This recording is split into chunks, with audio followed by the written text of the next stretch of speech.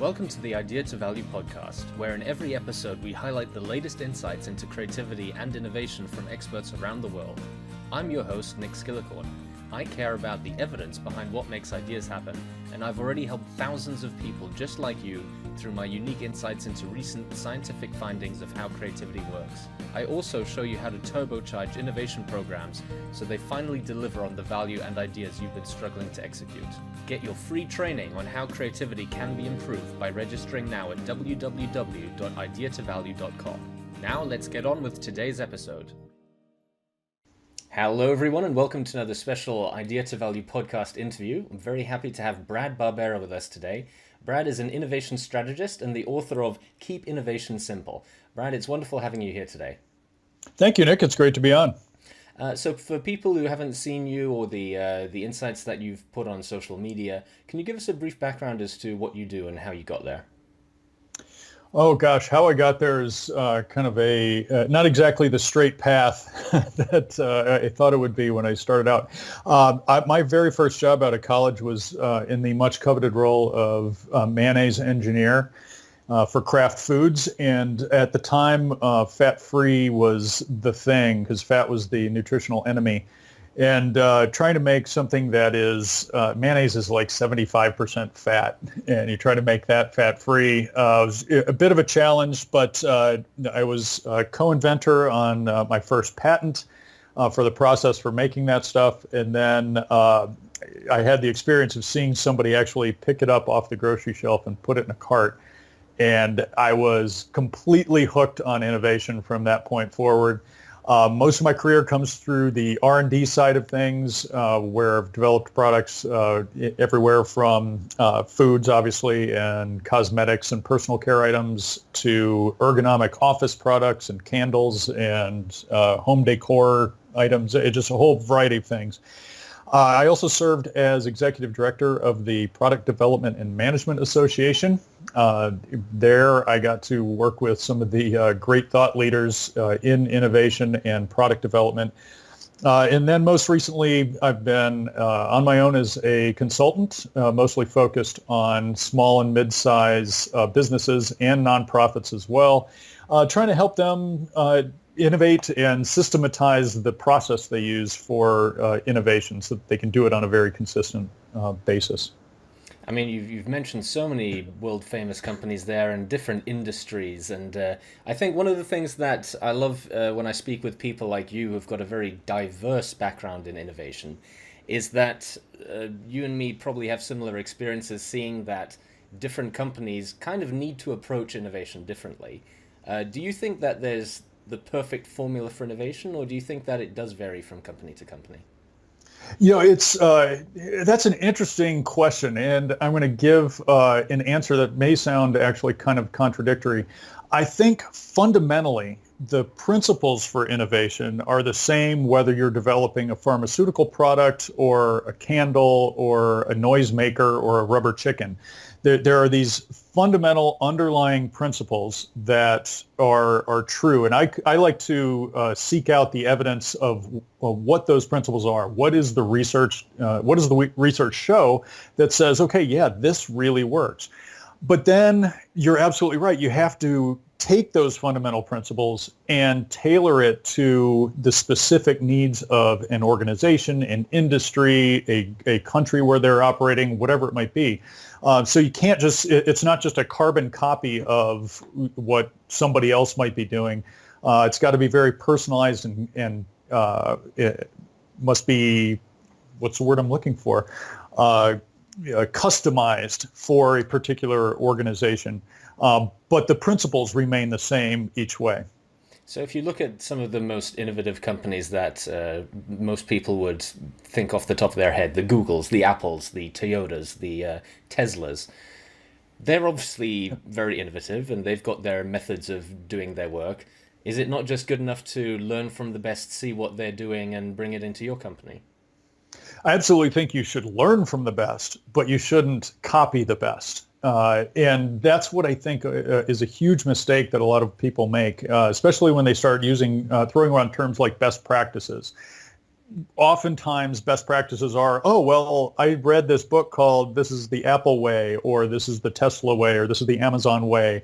And they think, well, I'll just go do that in my business and it's going to work. I think the example of JCPenney recently, where they tried to be the Apple of clothing stores, and it didn't work out so well for them. You can't just take one thing from one place and slap it on top of something else and expect it to work. You have to, again, there's those principles, there's things to learn, but you have to tailor it to your own needs.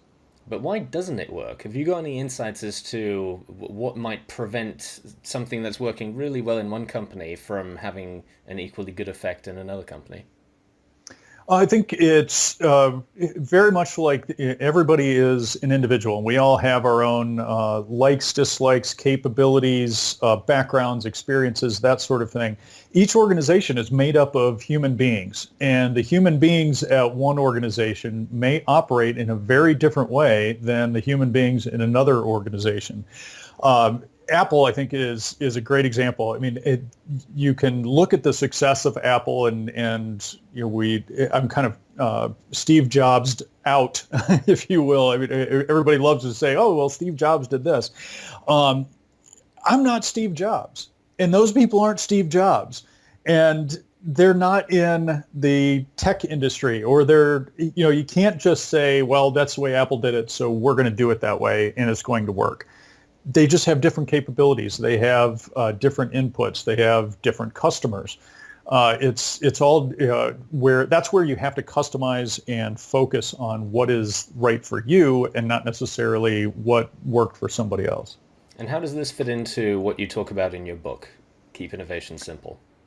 So the idea behind my book is to take some of those evidence-based practices, those fundamental principles, and try to teach people what these principles are. What does the actual science say you ought to be doing that will tend to make you more successful with your innovation efforts? And then try to help them understand, get into deep self-awareness. What is it that I can do with these principles? What is it that my organization can do with these principles to make us more effective? And let's go through a couple of them then. So let's start at the individual basis. You mentioned that everyone's an individual, everyone's different. What sort of things are going to affect someone's ability and capability to be innovative? Well, I think that's where there's a series of things that people need to be aware of within themselves, and understand what they're capable of. And also understand just in general how human beings work. One of the things that I've learned over my career is that innovation is a human activity done by humans for humans. And if you don't understand human beings, you're going to have a really hard time innovating. So you need to start off, I think, first and foremost, understanding how the brain works. And our brains are fantastic machines. They're truly incredible, but they're also somewhat fallible. And some of the tools that the brain has used to help us survive over the years can also backfire on us. And there's a lot of recent research around cognitive biases. And I think the best thing somebody can do is start off with understanding what these biases are and how they can set you off track if you are trying to be innovative. Some of my favorites, I call it the dirty dozen in my book. The confirmation bias is probably one that people are most familiar with. And it's the idea that your brain will only allow information in that already fits how it thinks about the world. And if you're not aware of that, you will miss out on so much that could allow you to change the world, to change how people perceive things. And that will obviously interrupt your ability to innovate on a big level. One of the other biases is self-serving bias. And my favorite example of that is if you read any annual report by a company, everything that goes well for the company, well, that's because we just had wonderful strategies and flawless execution and great marketing jobs and all this kind of stuff. Anything that goes wrong, well, that was because of the weather in India. It was because there's a solar eclipse, and it was all. Anything goes wrong that's somebody else's fault. If you are approaching everything that way, you're never going to be able to learn what you did right, what you did wrong. That ability to learn from failure is going to go away. You'll just blame the failure on things that are irrelevant and only accept that you did wonderful things that led to success. So that's where I would start is with cognitive biases, and then start trying to develop the skills that can help make you more innovative. The mindset that I like to think about when it comes to being an innovator is respectful irreverence. And what do I mean by that? Respect means you understand and know how something works. You understand why it was made that way. And you can understand that, hey, this was really a great thing. But the irreverent part, you can't revere something to the state where you then say, well, we can't touch that. I actually have a strange view of the new Coke fiasco from a few decades ago. I actually would hold that up as something Coke did in a way kind of well. Yes, they screwed up with regards to customer feedback, and there were a lot of lessons from failure to learn on that. But the fact that they had the gumption to reformulate classic Coke formula is amazing to me, because there so many people would just say, oh, we can't touch that.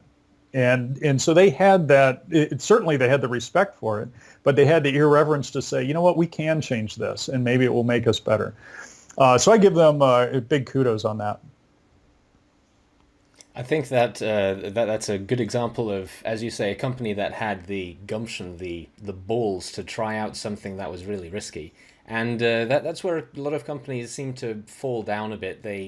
Or a better phrase might be fall backward a bit. They try and go forward, but they keep just falling backward into their own patterns, into what they know works, and they have this real risk aversion to try out something that might fundamentally change their business. And absolutely. And you need to have a certain degree of tolerance for getting shouted at if you're going to be an innovator. Absolutely. I call that you have to be willing to play whack-a-mole. And be the mole. You have to be willing to stick your head up out of the hole and say, hey, we ought to be doing this, and be ready for people to start beating you on the head, trying to pound you back down because they don't want to do that change. I actually had the experience, I won't name the company, but I had the experience of working on a new technology that when we consumer tested the new product, it actually tested better than the classic. And this was just a process thing I was working on. We weren't changing formulas. And we actually got the word to change the formula to make it exactly the same as the original formula. We had to basically downgrade because they didn't want to take that risk of a new Coke sort of experience. It is hard to change, especially when you've had success. I think there's a curse that goes along with success, and it prevents us from making things even better.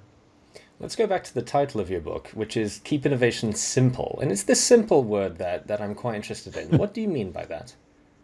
Well, I'll first start off with what I don't mean is easy. Simple is not about making things easier to do. It's about having clarity and focus on the kind of things that really need to be done. And again, kind of going back to that fundamental principle, I'll use an example that I think everybody can relate to, and that's trying to maintain a healthy weight. That's absolutely simple. You eat right and you get some exercise. Could not be simpler. But then you go to a Barnes and Noble, and the bookshelves are lined with different diet books and different exercise regimens and videos and all of this kind of stuff. because it's hard. It's not easy, and yet it's incredibly simple. And I think innovation needs to be very much like that, where you need to focus on these principles and then do the really hard work of figuring out how that applies to you. One of the things that I pound on with both with my book and with every client that I work with is you need to have a real mission, a real core purpose. And I'll be the first one to say that I think 99% of corporate mission statements suck. They are, excuse the language, but they're bullshit that they just put into posters and frame around to, make office wall decorations. But nobody actually lives the mission. They don't live that purpose. So I pound on everybody, you got to have that real mission.